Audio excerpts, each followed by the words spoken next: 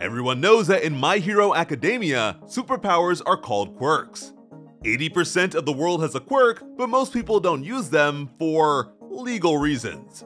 When Gentle was just a normal guy, he tried to save someone with his trampoline of a quirk, and that person ended up in the hospital for half a year. If you're allowed to use your quirk, you're probably a hero. If you use your quirk outside of the rules, you're labeled a villain. Pretty simple stuff. But at some point, quirk awakenings became a thing. Awakenings are said to be the evolution of a quirk which provides new strength or aspects to it. Now, a quirk growing with its user sounds like a given, but in most cases, it's not.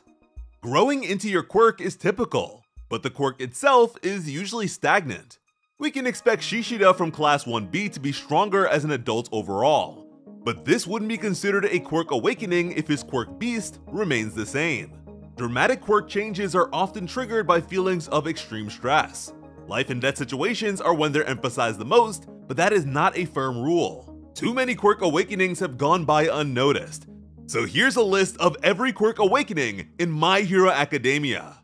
Toga's quirk Transform is the first official quirk awakening. At first, Transform just let Toga assume the appearance of another person after drinking their blood. This made her physically indistinguishable from the target and even their outfit. 1 cup of blood was enough to make the transformation last for about a day. Toga's awakening was triggered by her fight against Curious and the Meta Liberation Army. She was on the verge of death while also being reminded of the more unfortunate aspects of her history. Her core desire of being like the people she loves provoked her quirk to grow in that direction. Now, if Toga loves the source of her blood, her transformations will also include their quirks. But doing so seems to shorten the duration of her transformations, and she can't fully become someone and tap into all their abilities if her love isn't pure enough. Mixing her love with murderous intent is enough to destabilize it. Ultimately, quirks are a bodily function. The body suffers when it's subjected to emotional distress and mental instability. Although these things can be a catalyst to growth, the whole point of the change is to alleviate or get rid of the negative stimuli. Next up, we have a less announced awakening. Tsuyu's Quirk Frog received a few cool additions for the joint training battle. The Quirk Frog allowed Tsuyu to make use of various frog-related abilities. Fast swimming, a very long and powerful tongue, strong legs, wall climbing, and all that good stuff. But while Class 1A trained their ultimate moves, Tsuyu ended up with totally new frog abilities. She could produce mucus from her body that could mask her scent and even paralyze targets. She also gained the ability to camouflage herself. Now, that part is really interesting because it might be a sign of what triggered these changes. After Bakugo was kidnapped, Tsuyu said some harsh things to her friends that she later regretted. She was never the sort of person to hold her tongue, but after Deku and the others came back from saving their classmate, she was heartbroken and didn't know what to say to them. While everyone else was doing room tours, Tsuyu disappeared. She managed to get away from the crowd without anyone noticing and hid in her room. The camouflage ability required proper training to be viable in the field, but it looks like this is what kicked it off. An even earlier awakening was shown to us by Ida and his quirk Engine. Engine is a quirk that runs in Ida's family. Internal engines and external mufflers allow them to move at incredible speeds. The standout difference between each version of the quirk is the engine's location on the body. While Tenya has them in his legs, his brother Tensei has them in his arms. As heroes with effectively the same power for generations, Ida's family developed the only consistent means of quirk awakening we have ever seen. They call the process tuning. By forcibly removing your own mufflers, new and improved ones can grow back in their place. It's an excruciatingly painful process, but Ida's recovery took less than a month. With these improvements, Ida was able to become one of the fastest heroes in history. But if he still intends to be a hero, he'll need a second tuning since his mufflers exploded during the final war. The very first officially licensed Jujutsu Kaisen mobile game has finally arrived. Download now to get plenty of rewards. Rewards include 7,500 cubes, which can be used to get new characters and AP, and a guaranteed SSR character ticket that lets you pick from 9 fan favorites like Yuji and Gojo.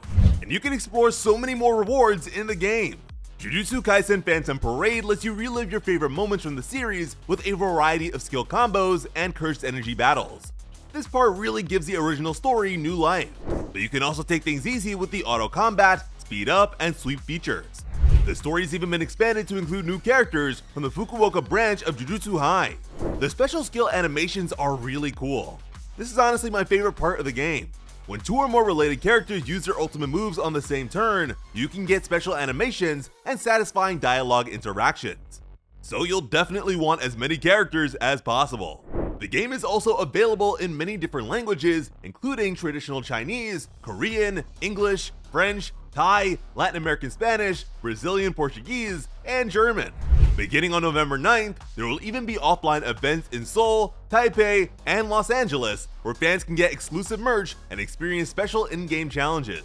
Be sure to use a link in the description to download the game and claim your exclusive rewards. Kirishima's hardening quirk is the one power that I would call awakening prone. Hardening is a very simple quirk that lets the user harden any part of their body. This increased durability can be used offensively and defensively. The incredible thing is that hardening's durability increases every time Kirishima is able to recover from the brink. With such a basic quirk, Kirishima has made hard work and surpassing limits his way of life. Early on, Kirishima was no stranger to defeat. Bakugo broke down his defenses during the sports festival. Cementos made him run out of stamina and beat him during the practical exam. Then Miria one-shot him despite his incredible defenses.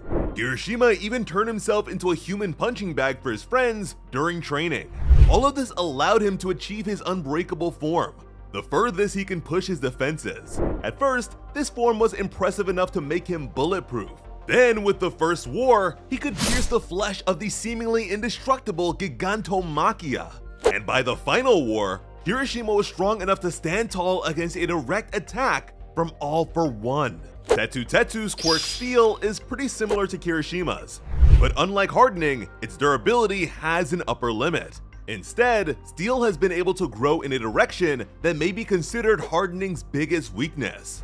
The quirk naturally provides cold resistance, which hardening doesn't have at all. Tetsu took this even further by exposing himself to extremely high temperatures. After doing this for long enough, he was able to develop heat resistance, which made him a really tough opponent for Shoto. Even then, there is an upper limit to this too, which is why it's heat resistance and not heat immunity. If the temperature rises high enough, it could cause Tetsu's body to melt. Kaminari's quirk awakening was very simple and subtle. His quirk electrification lets him discharge electricity from his body at will. When this is done beyond his upper limit, Kaminari's brain short circuits and he becomes dumb for about an hour. In this vulnerable state, he's known to be totally harmless and barely self-aware. But during the final war, despite pushing his electricity to the limit for an extended period of time to keep Yue in the air, Kaminari didn't become dumb afterwards. Although his eyes indicated that he had gone past his upper limit, he still managed to be insightful, introspective, and could hold a proper conversation. He even joined in for the final fight against All for One while clearly being in this state. Forget an hour, he had less than 10 minutes of recovery time at best and still managed to pull off a railgun combo move with Momo. Koda's Anti-Voice quirk had a much more noticeable awakening. Anti-Voice lets him speak with and command animals with his voice. Although he's a pretty quiet kid, Koda's training included vocal exercises that were meant to increase the effective range of his quirk. The life of prejudice that Shoji endured was one that Koda deeply resonated with as a fellow heteromorph. In order to carry the torch against injustice like his friend, the top of Koda's head split apart and became horns. This permanent cosmetic change was one that his mother expected to happen sooner or later, since she also has the same quirk. The horns increase the range of his communication. But that's not even the craziest part. What these horns transmit aren't words, but feelings. All he needs to do is raise a hand, and then he can telepathically command any animal he wants to. Uraraka's quirk awakening was one of the craziest we've seen. With her quirk Zero Gravity, Uraraka can negate the effects of gravity on anything she touches with her fingertips, causing them to float into the air. Her upper limit for this was firmly established to be 3 tons of weight. The more things she makes float at once, the harder it is to keep the power going. Pushing her limits causes her to experience terrible nausea. But thanks to her quirk awakening, Uraraka doesn't have to worry about those weaknesses anymore. Her awakening was triggered after Toga stabbed her. To deal with the power of Toga's awakening, which she used to become a massive army of twice clones, Zero Gravity completely lost its weight limit. Uraraka also didn't need to touch anything to negate the effects of gravity on them. This didn't cause her to get sick or nauseous, and her gravity negation spread from thing to thing if they were in contact with each other, which is similar to Shigaraki's spread of decay. More on that soon. With her very first use of this power, Uraraka was able to suspend and immobilize tens of thousands of enemies at the same time. A literal army of clones that a large team of heroes were completely powerless to stop.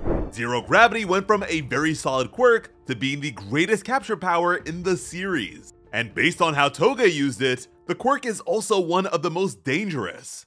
A more questionable quirk awakening comes from Invisible Girl. Her quirk invisibility is as self-explanatory as they come. Her body is always invisible since she can't turn it off. But after training before the provisional license exam, Invisible Girl unlocked light manipulation. She can refract and intensify any form of light her body comes into contact with. By warping and intensifying sunlight, she can blind anyone around her. It's like the solar flare technique from Dragon Ball. But we have no idea what triggered this awakening. Toru's parents both have the same invisibility quirk. They're obviously not related, so maybe invisibility isn't an uncommon quirk. And hopefully most of them don't have their quirks from birth like the luminescent baby. Invisible childbirth sounds like a nightmare. Like Koda and Ida's families, maybe the Hagakure family expected light manipulation to come up eventually. Or this was just brought on by some important moment. But we have no idea what hero agency Toru went with for her internship after the sports festival. We don't know what agency she went to for the first round of work studies. Miraculously, we do know that for the second round, she was working alongside Mina and Oyama. During that time, she improved her light manipulation and became able to control Oyama's naval lasers. The problem is, the agency she worked with was Yoroi Musha's. If you don't know who that is, I don't blame you. Despite being Japan's #9 pro hero with an awesome samurai costume, we have no idea what this guy's quirk or abilities are. During the first war, he was harder to find than Invisible Girl. After that, he immediately retired and hasn't shown up since. Also, he's bald. Anyways, Invisible Girl seems to be at her best with Oyama by her side. Their laser-bending antics were impressive enough to defeat the Tartarus escapee, Kunieda. She even sent All for One's cataclysmic beam back at him. Aoyama's quirk evolution was simple, but definitely complicates things with Invisible Girl.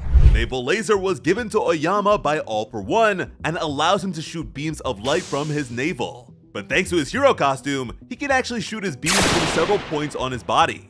Now, because it is not his natural quirk, Oyama suffers terrible stomach pain from prolonged use.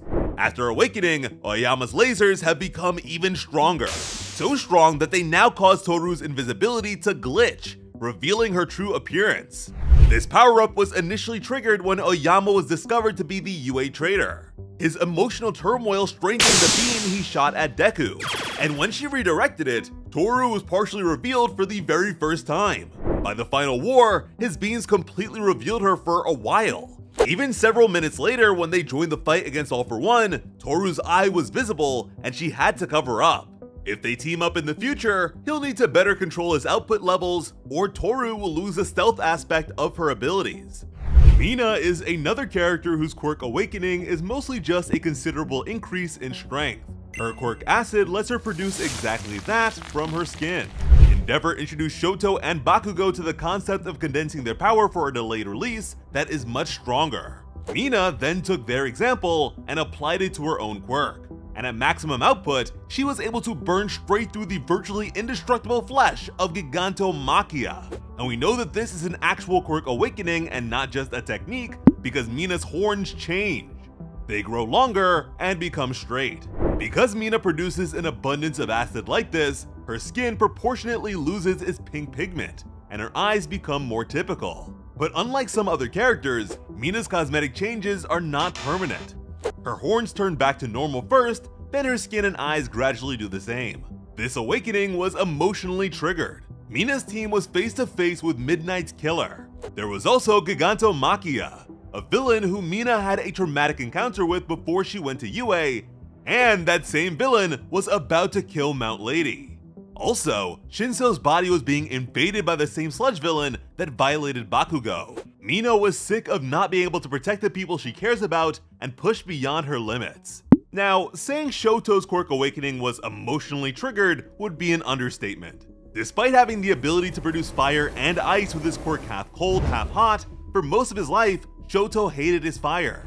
After he finally embraced it and willingly learned from Endeavor, Shoto was able to master his dad's Flash Fire Fist. From it, he produced his own ultimate move, Phosphor. Now, instead of his fire and ice being two separate halves, they merged together to create something described as Cold Fire, something that can burn and freeze at the same time. This simultaneous use also keeps his body temperature stable. Even when Dabi's heat was melting everything in sight, Phosphor kept Shoto safe. Speaking of Dabi, his quirk awakenings are insane. That's right, awakenings plural, because Blue Flame has 4, and 3 of them were pretty much back to back to back. That might make it sound like Horikoshi was playing favorites, but it actually makes a lot of sense. Again, quirk awakenings are triggered by extreme physical or mental strain and a strong willingness to persevere, especially on the brink of death. Dabi's backstory turned him into an absolute psychopath, and he's been on the brink of death for 11 years. Even though he was a failed creation of theirs, All For One and Dr. Garaki didn't pursue Toya after his escape because his body shouldn't have even lasted a month. The doctor said that his body overcame death and was only being held together by the flames of vengeance. And during the final war, Dabi was willing to accept death with a smile, so long as he could drag Endeavor and Shoto down to hell with him. By the end of things, he was pretty much just a flaming skeleton. So considering all that, multiple quirk awakenings sounds pretty fitting. The first occurred when he hit puberty. After being rejected and neglected by his parents, Toya began secretly training on his own and managed to gain a better understanding of his quirk. His flames were always stronger than Endeavor's, but now they were able to become even hotter, causing them to always be blue. To me, this makes him the greatest quirk prodigy in My Hero Academia.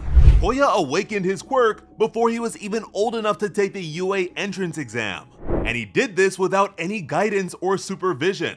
His second awakening was actually inspired by Shoto's. After Shoto used Phosphor to stop his brother's rampage, Dabi copied it at the last second. To quote Burnin, he's broken past the limits of his power through sheer force of will. Dabi's third awakening was turning himself into a human bomb. After his clash with Shoto, Dabi began internally compressing a tremendous amount of thermal energy that threatened to cremate anything within a 3-mile diameter. Like Mina, Dabi seemed to be inspired by his father's compression technique and turned it into a self-destruction one. Now, Dabi's final awakening technically isn't classified as an awakening. It was given a whole new term called hysterical strength. This is described as a power that only blooms when the user is on the verge of death, which sort of contradicts Toga's situation, which was the very first mention of a quirk awakening in the series. And like we said, that happened because she was on the verge of death. This is a bit confusing and is not a repeated term in the series at all, so we'll compromise by generally considering them quirk awakenings, but more specifically, hysterical strength. Anyways, while Dabi was losing his mind, or at least more than usual, and was in close proximity, Endeavor could barely maintain his consciousness. The heat was even high enough to burn the flame hero, so he wondered how his son was able to survive it himself. And when Endeavor moved his hand through the flames on Dabi's chest, he revealed ice powers inherited from Rei's frost quirk, something that not only kept him alive, but also allowed him to use Phosphor in the first place. Their distant cousin Gaten the Iceman also awakened his quirk, Ice Ply. With it, he can control any ice near him. After years of training his quirk, Gaten's effective range of control has risen to the size of an average town. He can quickly produce complex ice formations, projectiles, footholds, shields, and more. When Redestro was dealing with a burn, Gaten awakened the ability to control the temperature of ice. Thanks to this, he can turn various liquids into ice, which gives him more to work with. Monoma's quirk awakening allows him to hold more copied quirks. His limit used to be 3, but now it's 4. Tamaki is the only member of UA's Big Three with a quirk awakening.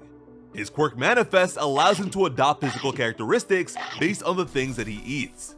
Against Shigaraki, Sun Eater revealed the true potential of his quirk by pushing it further than ever before. The more things he eats, the more his power grows. And according to Mirio, Manifest doesn't have an upper limit. Before the fight, Tamaki ate a zebra tarantula, a spider crab, a sika deer, an American alligator, a green sea turtle, a softshell turtle, a pufferfish, a red sea urchin, locust, watermelon, dragon fruit, jackfruit, peanuts, and moso bamboo. Among other things, because the list isn't fully shown. He also ate some of Nejire's energy. This created his vast hybrid plasma cannon, an organic railgun that shot a devastating beam that went on for several meters. Tokoyami's quirk awakening made him absolutely terrifying. His quirk Dark Shadow lets him project a semi-independent shadow monster at will. The size and power of Dark Shadow is proportional to its light exposure. The darker it is, the stronger it is. During the Forest Training arc, Dark Shadow entered an uncontrollable rampage, making it a liability to both friend and foe. But by the First War, Tokoyami learned how to control Dark Shadow's berserk form and created his ultimate move, Ragnarok. This was strong enough to toss a stressed out Redestro aside. This was then taken to the ultimate extreme when he fought All for One. Tokoyami completely released Dark Shadow, controlling its body from the inside like a giant mech. Even at his physical peak, the Demon Lord described it as something he needed to dodge at all costs. This ended up being the move that forced the villain to regenerate and lose his peak physical form. Chihai Kurohiro is another edgelord with a quirk awakening. His quirk Black lets him enter anything that is dark colored. After strengthening his quirk, he developed the ability to move the dark objects themselves so long as they were already able to move. Black was already one of the best stealth abilities in the series, and thanks to this awakening, it's been upgraded to Prop Hunt. Chihai's classmate Kosei Subaraba awakened his quirk Solid Air. With it, he can solidify the air he breathes out, and after improving his quirk, Kosei's air creations became stronger. He could also adopt different shapes based on the formation of his hands over his mouth, and these new barriers are even soundproof. Although, I still wonder if it's possible to breathe while inside one of his air prisons. Shigaraki's signature quirk Decay was given to him by All for One. His original quirk was removed and replaced by a modified clone of Overhaul's quirk that only had the destructive aspect. It disintegrated anything Shigaraki touched, and this disintegration was able to spread from one thing to another. This supremely volatile power resulted in the destruction of the Shimura household, but afterwards, the quirk changed and became far more tame. In the face of traumatic repression, Decay slowed down and lost its ability to spread. But as Shigaraki's memories returned and the depth of his ambitions expanded, Decay also returned to its previous state. Although it's pretty much a one step back, one step forward kind of thing, this is still a quirk awakening. The capabilities and strength of the quirk changed, and in the face of certain doom, after many hours of continuous life or death training no less. After Shigaraki's procedure, we saw the power of Decay dramatically increase. An entire city was obliterated in a matter of minutes. But this boost to strength was not due to an awakening. Normally, using Decay at full power would cause harm to the user. But thanks to his body modifications and hyper regeneration, Shigaraki could go full throttle without batting an eye. And on that note, I think those changes are what prevented him from experiencing another awakening. When you can heal from any and everything, it's hard to consider something a true life or death moment. This is further backed up by All for One's unfamiliarity and confusion towards awakenings in the Vigilante spin-off. Now, to be fair, Shigaraki's body did evolve to shield him mentally and physically. But somehow, all that body horror stuff isn't technically a quirk. For Shigaraki, that's as normal as having teeth, so it doesn't really count. Bakugo's quirk Explosion had its first awakening during the First War. He sacrificed his own body to save Deku from Shigaraki's Rivet Stab attack. Just like Deku against the sludge villain, Bakugo's body naturally moved on its own. To close the distance, his quirks underwent a certain change. The sense of crisis he felt when he saw Deku in danger was like being on death's door. Thanks to this, his explosions became far more condensed. This made them faster and stronger. The shape of his explosions look like stars now. He calls this cluster, and later figured out how to apply it to all of his moves. By creating spheres of sweat, he can shoot many times at once. After he was almost killed by Shigaraki again during the final war, Bakugo's quirk received a second awakening. Just being on the brink of this change allowed him to outpace the villain and begin to overwhelm him. Once he was revived by the combined efforts of Edgeshot and a single bead of his own sweat, Bakugo's explosions were no longer limited to just his hands. They can be produced all over his body. Now apparently, moving concentrated sweat from his palms to the rest of his body is very painful. But understanding the pain's peak and timing made him even more dangerous. He can now unleash secondary explosions. Normally, his explosions would be weaker in the rain, but by coating his explosive sweat with regular sweat, that becomes less of an issue. Over time, the two types of sweat begin to mix together. Once that happens, an even bigger detonation is just waiting to be triggered. And this was all impressive enough for him to end All for One's life. The main character of the Vigilante spin-off story, Koichi Himawari, also experienced an awakening. Slide and Glide was a movement quirk that let him do exactly that by touching the ground in at least 3 places. At first, his speed was comparable to that of a bicycle. But back then, he never even tried to move at top speed. And thanks to a bit of direction from Ida's older brother, he found out that his quirk is also omnidirectional and can stop on a dime. In a crisis, Koichi became as fast as a speeding bus. It turns out that his quirk could work on the air itself too. In fact, he could move through the air even before he could walk. But because she was afraid that her floating baby might hurt himself, his mother smacked him anytime he did it, which subconsciously trained him to suppress the ability. While desperately trying to catch a train, Koichi discovered that he could also cling to surfaces. This was done by controlling the direction of his body's repelling force to create an adhesive effect. And although he described this as awakening a new move, this was actually something that he did subconsciously to resist strong winds and the momentum of tight turns. When dealing with a group of troublemakers and their rocket fists, Koichi discovered that he could produce beam attacks too. By keeping his feet in place with his quirk active, he can project innate repulsion from his hands. By adopting a stable sumo-like stance, he could make them pretty powerful. They could pack a punch at close range, be released from both hands, be shot rapidly, and even work as a shield. Koichi tried to glide while standing when he was a kid, but always fell, so he naturally made crawling a habit since it was much safer. Although Slide and Glide saw many improvements, these were mostly just Koichi better understanding his quirk. On the other hand, his awakening was caused by sheer willpower. No matter how hard he tried, Koichi could only do 2 mid-air jumps in a row. But desperate to save his friend, Koichi completely ignored his limit and went beyond. From there, he could fly and was able to become just as fast as the speedster hero, O'Clock. Like Deku, sometimes Koichi's body heroically moves on its own. And after better understanding and strengthening his quirk, because the overwhelming majority of Koichi's actions and abilities are executed subconsciously, his body's reaction time is beyond hyperspeed.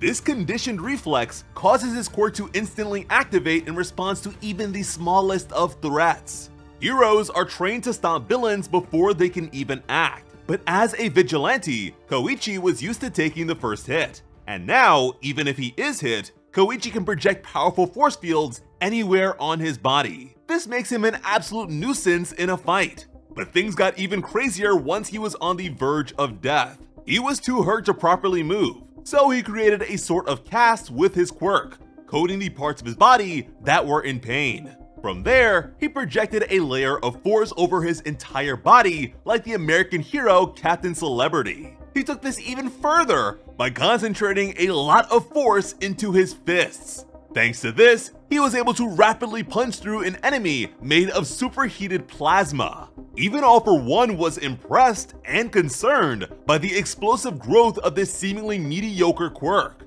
In the face of certain destruction, Koichi smiled. All for One struggled to comprehend the phenomenon and considered it a point of power beyond the quirk singularity. This guy's quirk changed so drastically that it was officially changed from Slide and Glide to Flight. As a vigilante, Koichi was the Crawler, but as a hero, he is Captain Celebrity's sidekick, the Sky Crawler. But then we have the true main character of My Hero Academia, Deku. This guy has no shortage of near-death experiences, and he managed to take One for All further than anyone else. The quirk's accumulation of power eventually unlocked the various quirks of its former users. Between Deku's quirk Ingenuity and the supercharging effect of One for All these quirks received some manner of awakening. Smokescreen could produce more smoke than it could before. Float practically became a speedy flight quirk. Danger Sense became more sensitive, even to the point of being a detriment. Bajin could handle even more kinetic energy. Black Whip has always been a versatile quirk, but Deku's version could lift several tons of weight, tear through the environment, dig through the ground, be turned into a reinforced chain, be launched from any part of his body, operate internally, and almost completely envelop him, allowing him to puppeteer his own body. The second user's Gear Shift quirk let him alter the speed of small objects. Deku's version became a physics-defying ability that could dramatically increase the speed and power of all his moves. Its applications range from the cellular level to a titanic Shigaraki. Although he was born quirkless, Deku has by far the most quirk awakenings in the series. In the comments, let us know which one of these many quirk awakenings is your personal favorite. As always, I'm Sliceville Otaku. Thank you all so much for watching and have an awesome day. I love you.